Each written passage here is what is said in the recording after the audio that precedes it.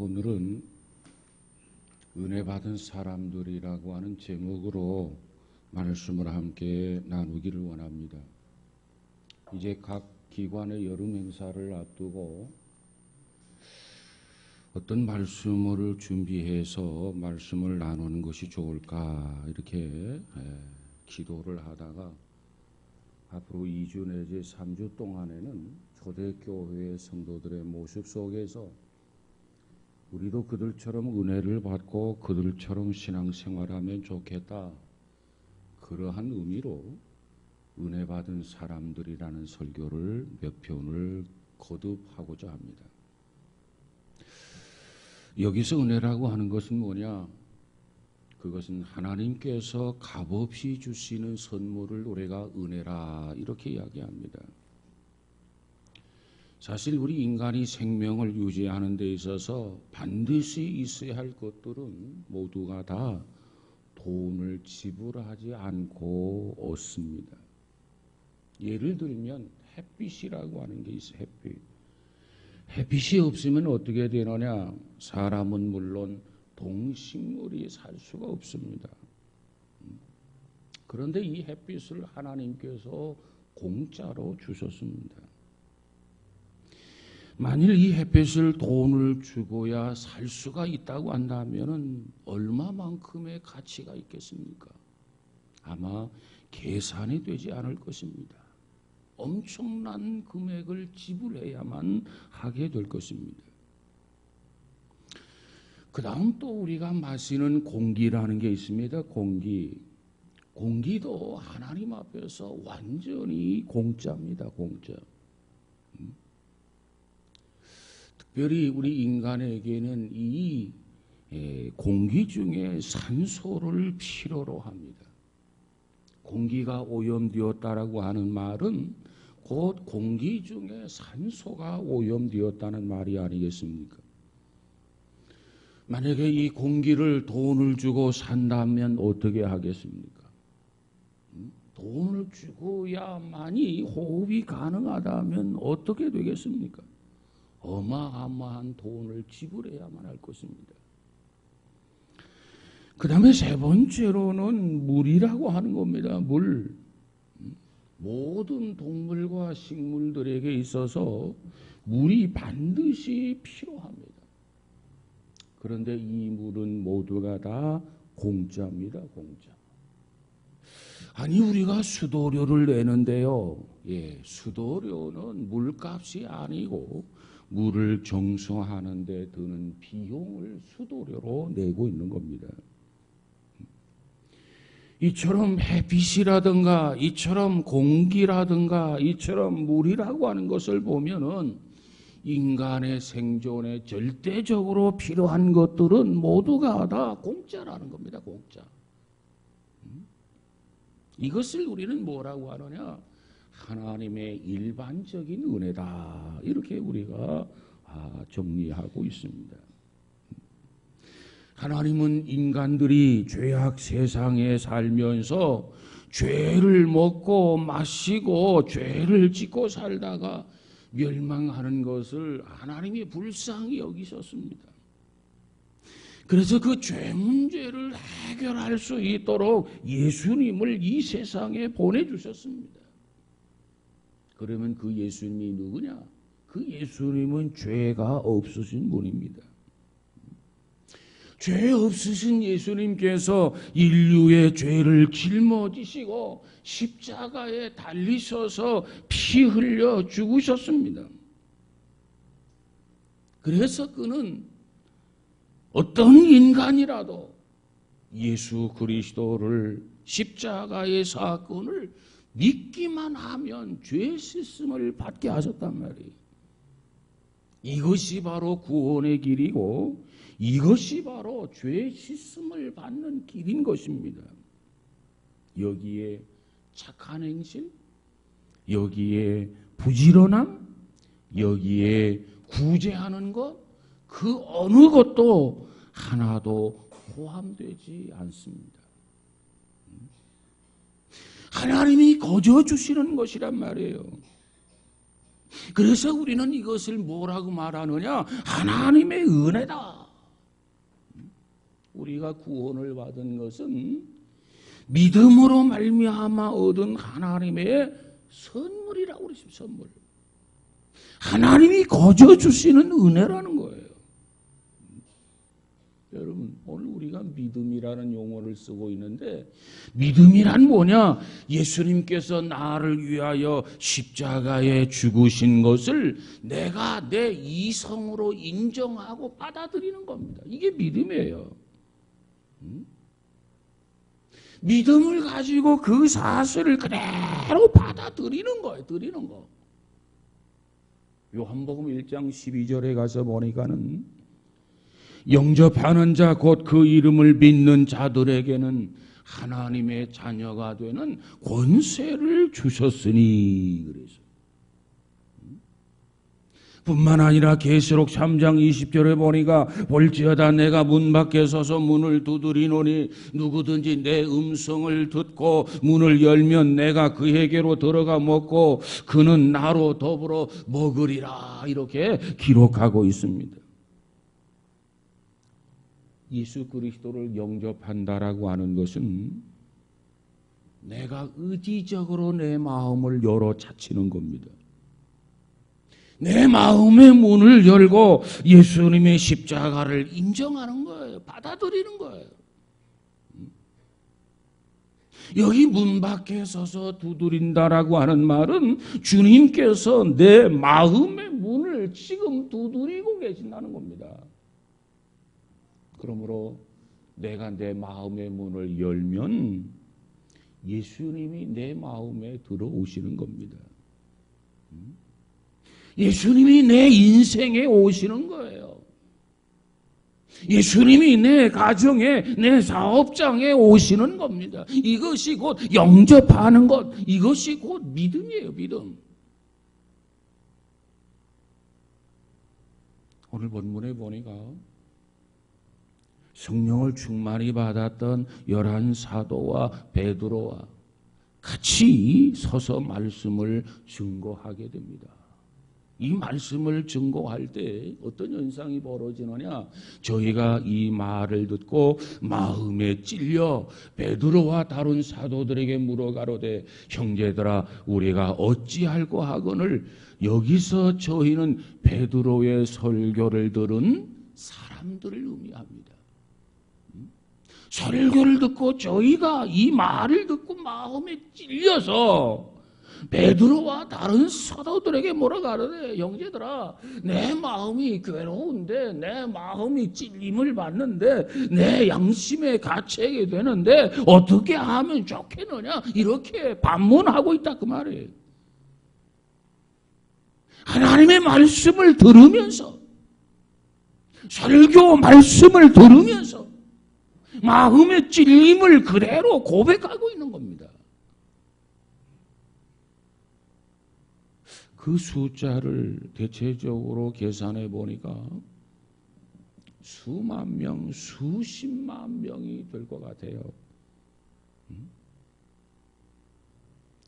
그러나 여기에서 저희라고 하는 말은 얼마 되지 않은 숫자입니다. 저희 3,000명이에요. 3,000명.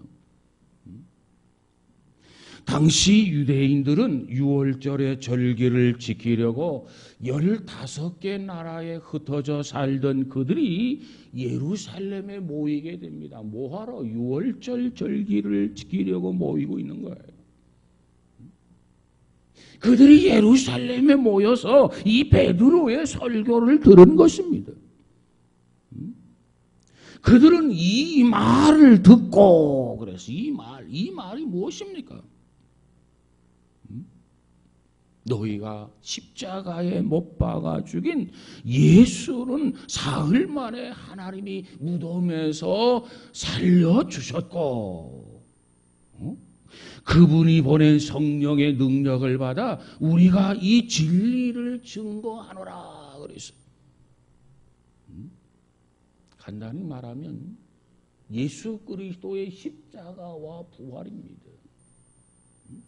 이 십자가와 부활의 설교를 저들에게 전할 때 저들이 마음에 큰 찔림을 받았다는 거예요. 너희가 십자가에 죽인 예수 그리스도 사흘 만에 하나님이 다시 살려주셨다.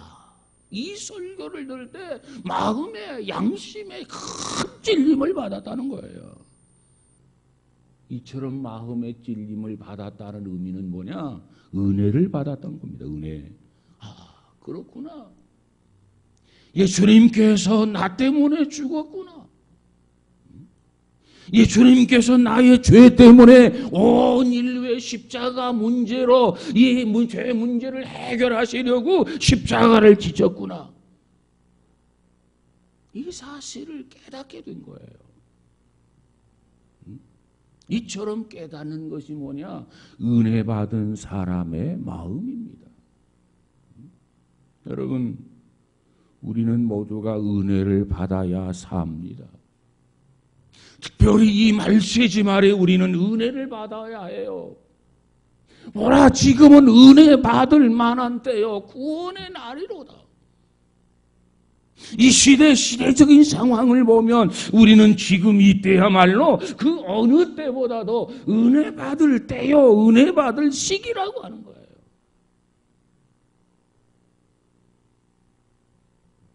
은혜를 받지 못하면 어떻게 됩니까? 은혜를 받지 못하면 우리는 짐승과 다를 바가 없습니다. 아니, 짐승입니다, 짐승. 사람들은 죄 중에 빠져들어가서 죄를 지으면서 아니, 나만 그런가? 아, 세상 사람들이 다 그렇지 않는가? 죄 중에 들어가서 죄를 지으면서 사람들이 말하기를 나만 죄를 범하는 게 아니라, 나만 이렇게 사는 게 아니라 모든 사람들이 다 그렇게 사는 것 아니냐, 이렇게 핑계를 대고 변명을 합니다. 그러나 우리가 알아야 할 것은 결코 그렇지 않다는 겁니다. 권력을 잡았다고 모두가 다 부패하는 게 아니에요. 권력을 잡은 자 중에 부패하지 않은 자도 많다는 겁니다.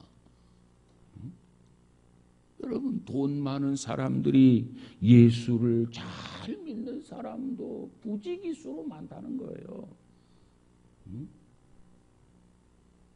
그러므로 우리는 나 자신이 잘못에 빠지게 되면 세상을 탓할 이유가 없어요. 왜 세상을 탓합니까? 내 자신이 잘못이 되면 남의 탓을 할 필요가 없어요. 정부 탓을 할 필요도 없어요. 이웃 탓할 필요도 없어요. 친구 탓할 필요도 없어요. 내 자신의 잘못인 거예요. 누구의 탓, 누구 때문에 변명 늘어놓지 마세요. 여러분, 우리가 성경에 보면 노아라고 하는 할아버지가 나와요. 노아가 살던 시대를 보세요. 얼마나 그 시대가 악했던지 하나님께서 사람을 지으셨음을 한탄했다 그랬어요. 한탄했다. 마음 아파했다 그 말이에요. 그래서 세상을 물로 심판을 하게 될 때 하나님의 은혜를 입었던 노아는 어떻게 되었습니까? 그의 8 식구는 구원을 받았단 말이에요. 우리는 시대가 어떻게 되든 오늘의 환경이 어떻게 되든 우리는 무엇보다도 하나님의 은혜를 받아야 살아요. 하나님, 나에게 은혜를 주세요. 하나님, 나에게 풍성한 은혜를 주세요. 하나님, 나에게 성령의 충만함을 주세요. 이와 같이 기도하는 사람만 하나님의 은혜를 입을 수 있고, 누구처럼? 노아처럼. 그래서 우리는 자신이 살고 가족들을 살릴 수 있단 말이에요. 사랑하는 여러분, 그러므로 우리는 무엇보다도 하나님의 은혜를 사모하시기 바랍니다. 왜? 하나님께서 은혜를 사모하는 자들에게 은혜를 주신단 말이에요. 그 은혜를 입어야 내가 승리할 수 있습니다. 그 은혜를 입어야 세상 속에서 죄에 물들지 않을 수 있단 말이에요. 그 은혜를 입어야 거룩한 백성이 될 수 있단 말이에요. 그 은혜를 입어야 성결한 백성이 될 수 있단 말이에요. 우리는 하나님의 은혜를 사모해서 그 은혜를 입어야만 합니다. 여러분, 세상에 살면서 교회에 나오고 싶습니까? 그것은 은혜 받은 증거예요. 은혜를 받지 아니하면 교회에 오고 싶은 마음이 없어요. 여러분, 하루하루 살아가면서 하나님 앞에 기도하고 싶으십니까? 그렇다면 그것도 은혜 받은 증거입니다.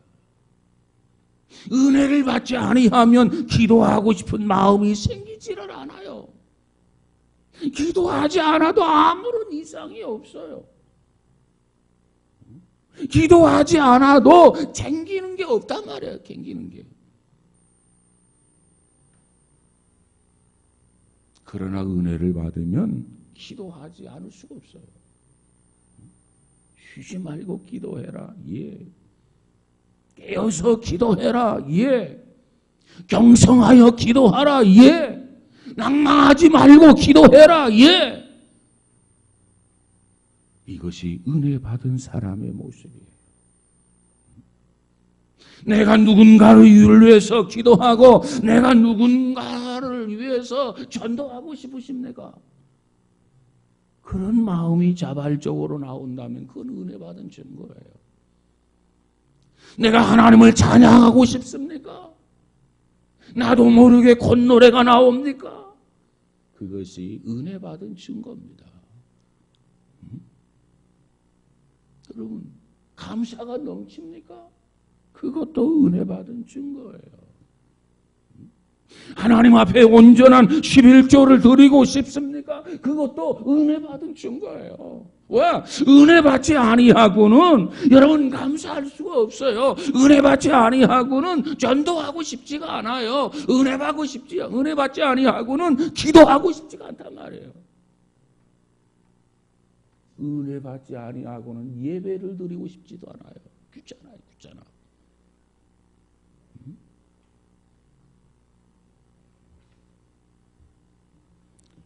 근데 은혜를 받으면 예배하고 싶고 기도하고 싶고 찬송하고 싶고 전도하고 싶고 돈이 생기면 하나님 앞에 감사하고 싶고 온전한 11조를 하고 싶고 그래서 마지 못해서 하는 것이 아니라 기쁨으로 하게 되는 거예요. 기쁨으로.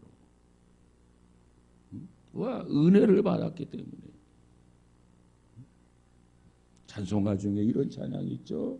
나 같은 죄인 날리신 은혜 놀라워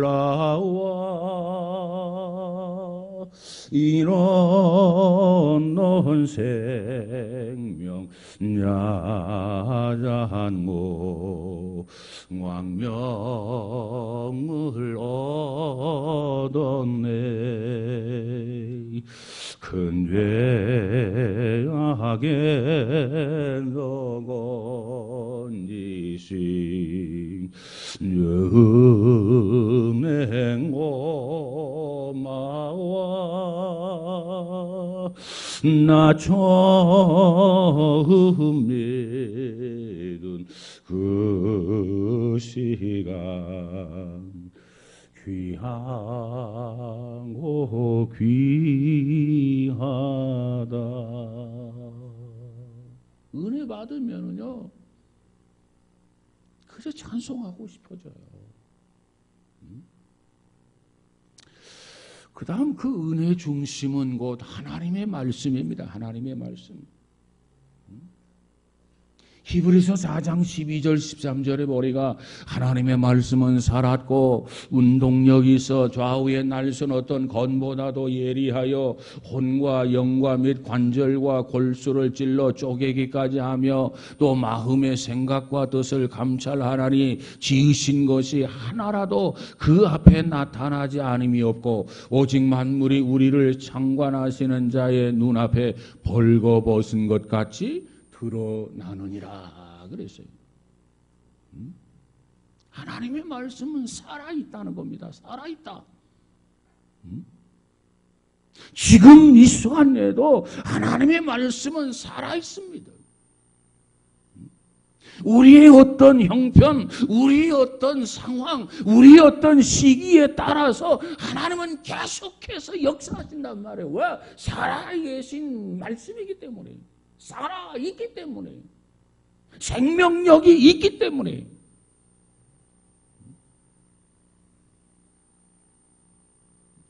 그렇기 때문에 우리는 성경을 많이 읽어야 돼요. 여러분 보세요. 우리가 살아있는 뭐 채소라든가 살아있는 거 그저 싱싱한 것을 좋아하잖아요. 선호하잖아요. 왜? 그것이 우리에게 더 유익하기 때문에 그렇잖아요. 그런데 하나님의 말씀은 살았고 운동력이 있다. 얼마만큼의 운동력이 있느냐? 좌우에 날선 어떤 검보다도 예리하다는 겁니다. 그처럼 예리해서 어떻게 한다는 거냐? 우리의 영과 혼과 육을 찌르고 쪼개기까지 한단 말이에요. 수술이 가능하다는 거예요. 수술. 마음을 수술하고 생각을 수술하고 뜻을 수술하고 하나님의 뜻에서 빗나갔으면 하나님의 뜻에 돌아오게 수술하고 생각이 빗나갔으면 하나님의 생각에 가깝게 또 돌아오게 하고 마음이 멀어졌으면 수술해서 하나님의 마음에 가깝도록 뭐가? 하나님의 말씀이 왜? 살아있어서 이것이 하나님의 능력입니다. 그래서 이 말씀을 우리는 가까이 해야 해요. 이 말씀을 우리는 늘 읽어야 돼요. 이 말씀을 떠나서는 우리가 하나님의 은혜를 받을 수 없단 말이에요. 여러분 무엇보다도 말씀을 가까이 하고 이 말씀을 통해서 시간마다 하나님의 은혜가 풍성해지는 우리 모두가 다 되어지기를 주의 이름으로 축복합니다. 그런데 이 하나님의 말씀의 중심은 예수 그리스도예요. 말씀이 곧 육신이 되어 우리 가운데 오셨는데 그게 누구냐? 그가 곧 예수 그리스도라고 성경은 그렇게 말씀하고 있습니다. 성경은 예수 그리스도에 관해서 기록된 말씀이 성경입니다. 인간을 불쌍하게 만드는 것이 있다면 그게 뭐냐? 죄라는 거거든요. 죄.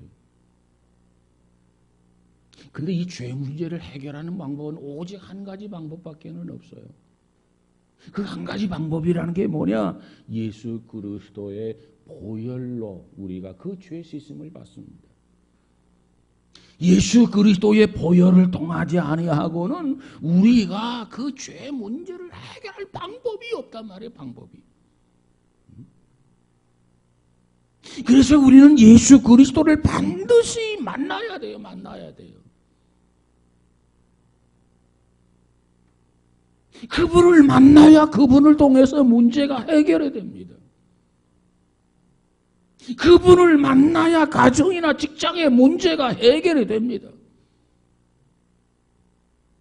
그분이 아니고는 결코 우리는 그 어떠한 삶의 문제도 해결할 수가 없어요.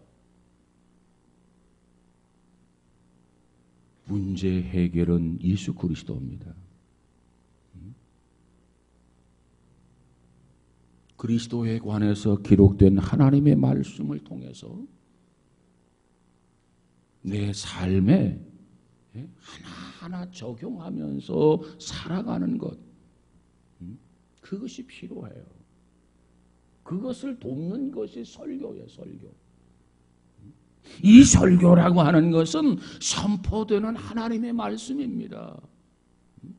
하나님의 자녀들에게 이렇게 살아야 된다. 이것이 설교예요, 설교.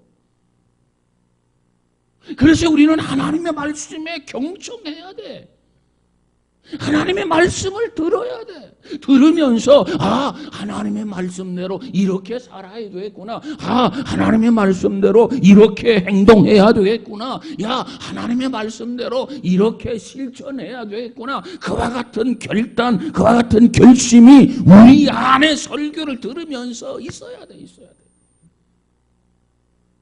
이것이 설교를 하는 것이고 이것이 설교를 듣는 거예요. 그러려면 하나님의 말씀을 듣는데 빠져서는 안 됩니다. 설교를 듣는데 시간을 빠져서는 안 돼요.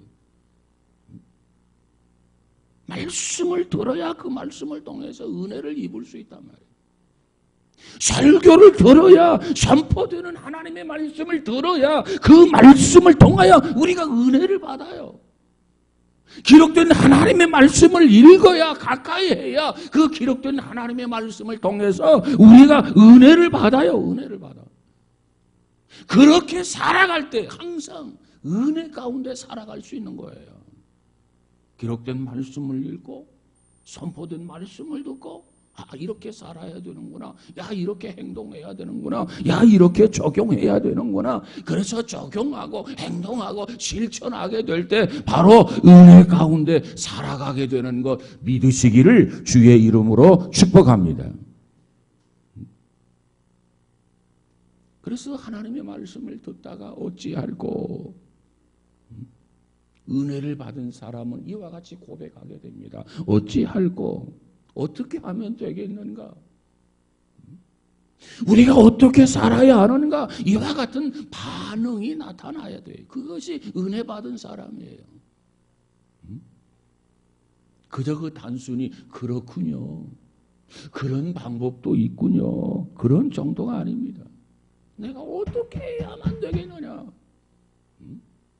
너희가 십자가에 못 박은 예수 그리스도를 하나님이 다시 살렸느니라 이렇게 설교하니까 저들이 그 말씀을 들으면서 괴로움을 느끼는 거예요.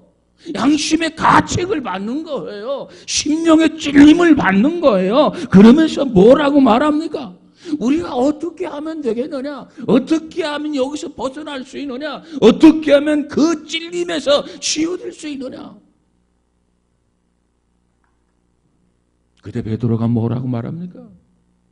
38절에 보니까 베드로가 가로되 너희가 회개하여 각각 예수 그리스도 이름으로 세례를 받고 죄사함을 얻으라. 그리하면 성령을 선물로 받으리라. 그랬어. 어떻게 하면 되겠는가? 오늘 본문에 보니까는 너희가 회개하여 그랬어요. 회개라는 게 뭡니까? 내가 가는 길이 잘못된 것을 깨달았다면 뉘우치고 다시 하나님께로 돌아오는 것, 이것이 바로 회개예요. 회개. 이 회개라고 하는 것은 지, 정, 의 이 세 가지 포함한 회개가 이루어져야 돼. 먼저 잘못된 것을 깨달아야 돼. 깨닫지 못하면 안 돼. 그리고 내가 왜 이렇게 잘못 왔지? 뉘우쳐야 돼. 그리고 세 번째 의지적으로 그걸 돌아서야 된단 말이에요. 돌아서야 돼. 깨닫고 후회만 해가지고는 안 돼. 돌아섬이 없이는 안 돼. 그건 회개가 아니야. 너희가 회개하라고 그랬어요. 그 말을 듣고 저들이 회개합니다. 왜? 자기들이 한 일이 잘못되었기 때문에. 그걸 알았어요. 그걸 후회했어요. 그리고 돌아섰단 말이에요. 이것이 회개입니다. 여러분, 교회 나오면서 아직도 세상의 습관을 버리질 못하고 끊지 못한 부분이 있다면 버리시기를 바랍니다. 끊어버리시기 바랍니다. 그게 회개예요. 회개. 하나님의 말씀을 통해서 은혜를 받으면 회개가 나와요. 오늘 이 말씀을 들으면서 여러분에게 뭔가 깨달음이 있다면 그것이 바로 은혜예요. 은혜. 그 은혜 반응이 어떻게 나와야 되느냐? 회개로 나타나야 된단 말이에요. 나타나야 돼요. 어떤 사람은요, 쭉 지켜보면 주일 헌금을 하나님 앞에 하는데 정성이 부족한 사람이 있어. 5년 전, 10년 전 1,000원이 지금도 1,000원으로 주일 헌금하는 사람이 있어요.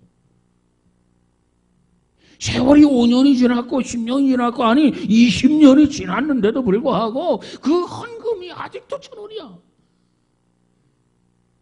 여러분 요즘 1,000원짜리 쓸 때 있습니까? 여러분의 손주들 용돈 줄 때 1,000원 줍니까? 요즘 1,000원짜리 쓸 데가 없어요. 그런데 하나님 앞에 주일헌금 하면서 1,000원짜리 하는 사람이 1,000원짜리 하는 사람. 참 답답해요. 그 부분도 회개해야 돼요. 예배 시간에 늦는 분들 이거 회개해야 돼요.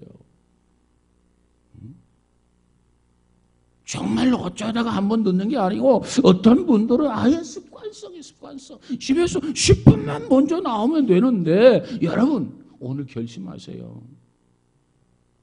뭔가 마음에 찔림이 있으면 그것이 은혜고 그거에 따라서 반응은 회개로 나타나야 돼요. 다시는 내가 예배에 늦지 않겠다. 결심을 하고 하나님 도와주세요. 나를 붙들어 주세요.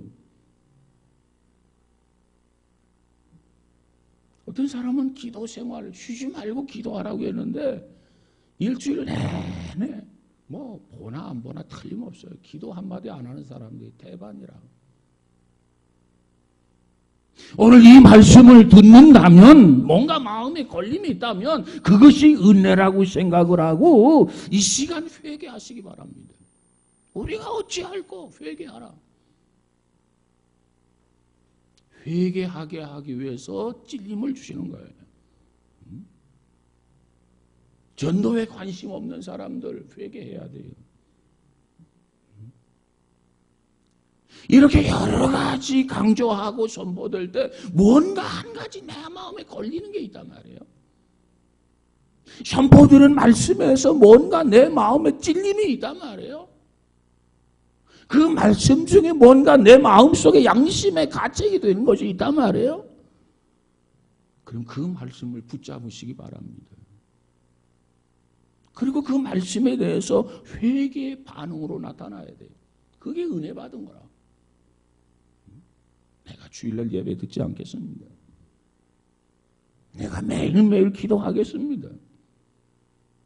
내가 누군가를 위해서 기도하며 전도하겠습니다. 뭔가 다짐이 있고 뭔가 결심이 있어야 돼. 그래야 성령께서 역사하셔서 그 결심한 바 다짐한 바 열매를 맺게 하신단 말이에요.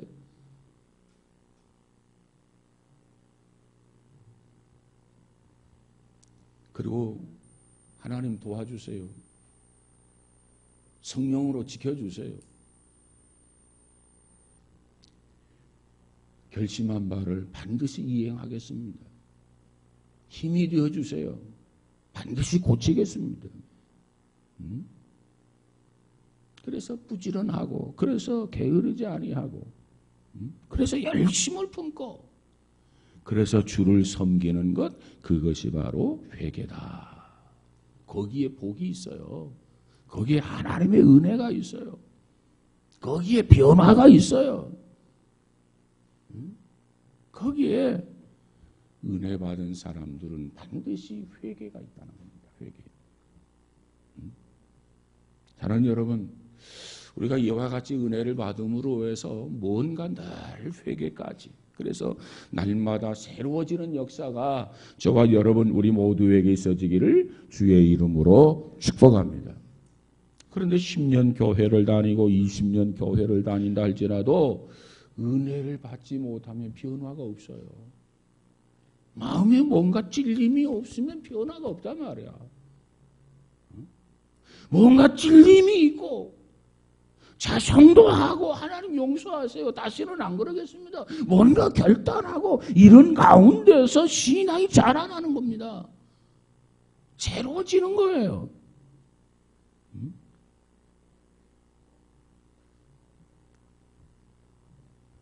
우리는 하나님 앞에 늘 결단할 수 있는 성도들이 되어야 됩니다.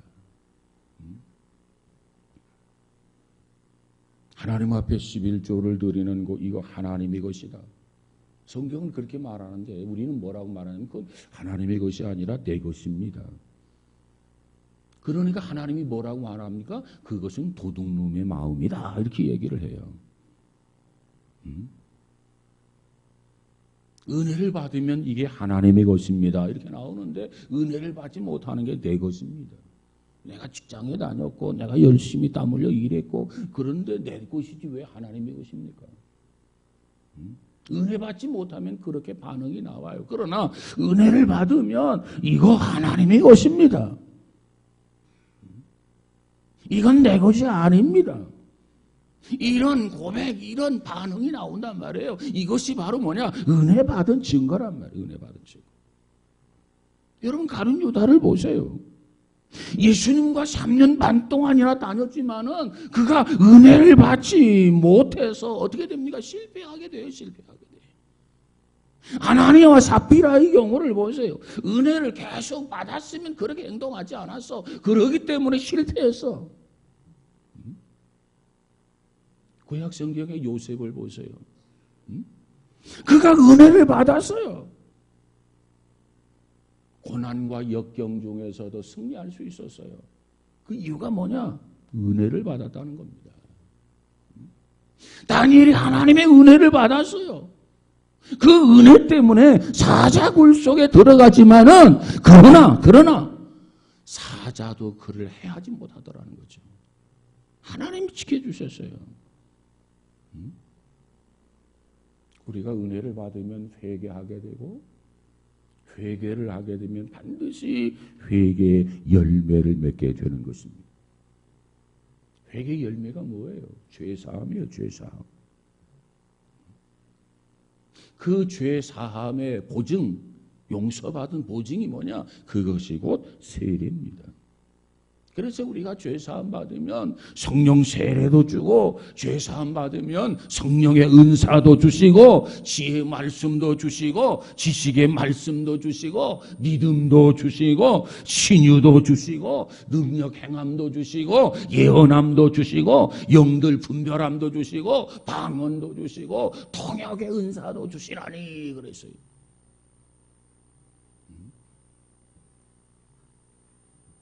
누가 이 은혜를 받습니까?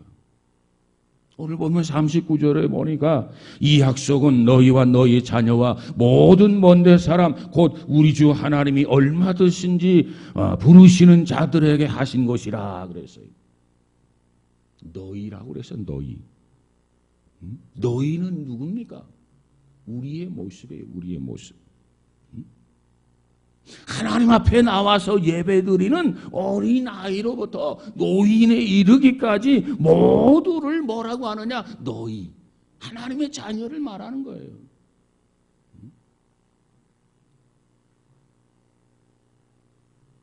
그래야 우리가 구원받을 수 있어요. 그래야 우상에 빠지지 않습니다. 이처럼 여호와를 섬기는 자가 행복한 사람들입니다.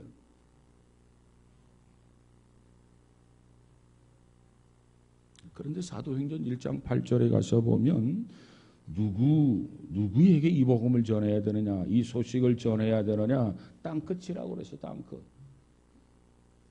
오직 성령이 너희에게 임하시면 너희가 권능을 받고 예루살렘과 온 유대와 사마리아와 땅끝까지 이르러 나의 증인이 되라.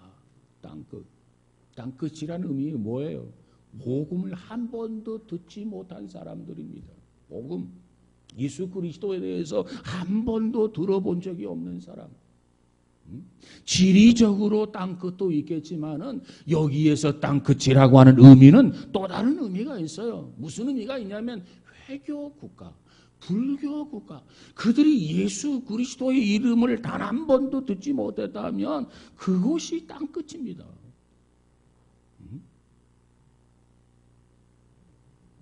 여러분, 하나님께서 어느 민족이든지 간에, 하나님은 어느 종족이든지 간에, 하나님은 어느 부족이든 간에 구원을 받기를 원해요.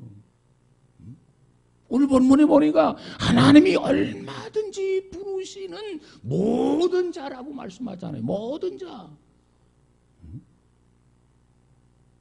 오늘 본문 41절을 보면 그 말을 받은 사람들은 세례를 받음에 그날의 제자의 수가 3천이나 더하더라 그래서 사실 이 말씀을 받은 사람이 3,000명이라는 거예요. 3,000명. 이 3,000명이라는 숫자는 그렇게 많은 숫자는 아니에요. 우리나라 경우를 보면 우리 민족을 한번 봅시다. 우리 수도권을 한번 가봅시다. 생명의 복음을 받지 않은 사람이 얼마나 많습니까? 주님 앞에 돌아와야 할 사람이 얼마나 많습니까? 그들에게 우리가 복음을 전해야 할 책임이 우리에게 있단 말이에요. 은혜를 먼저 받은 우리가, 은혜를 먼저 경험한 우리가 그들에게 복음을 전해야 할 책임이 우리에게 있어요.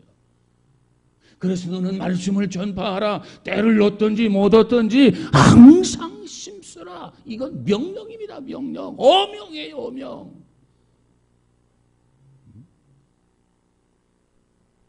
현대를 뭐라고 하느냐? 컴퓨터 시대라고 말합니다. 모든 면에 컴퓨터가 이용이 됩니다. 그만큼 과학 문명이 발달했다는 증거지요.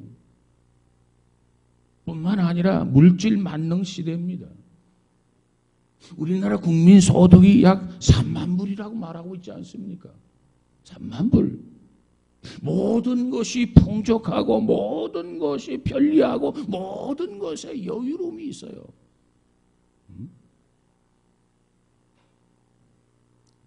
오늘 이 사회는 어떻습니까?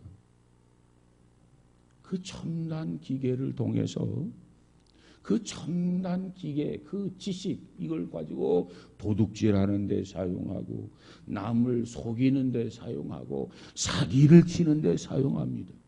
이걸 뭐라고 하느냐? 컴퓨터 범죄다 그렇게 이야기하죠. 이걸 어떻게 보면 신종 범죄다. 이 같은 범죄는 줄어든 게 아니라 더 늘어납니다. 왜 이와 같이 자꾸 늘어나느냐?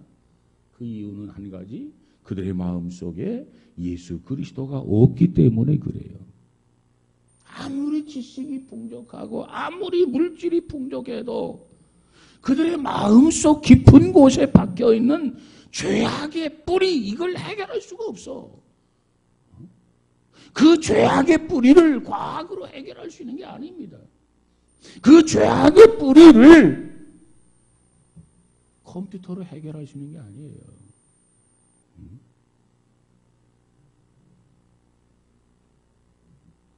사람이 얼마나 탐욕스러워지는지 몰라요.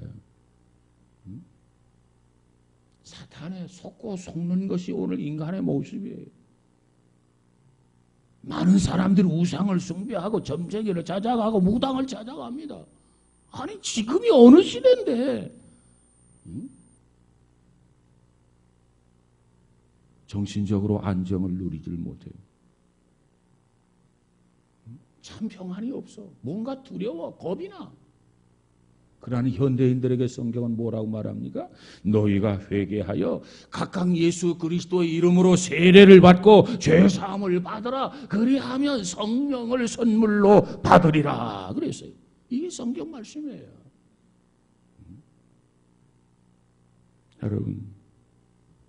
여러분의 이웃의 세상적인 조건은 좋은데 혹시 방황하는 심령들이 없습니까? 그들에게 우리가 복음을 전해야 됩니다. 때를 얻든지 못 얻든지 이 복음을 들려주어야 돼요.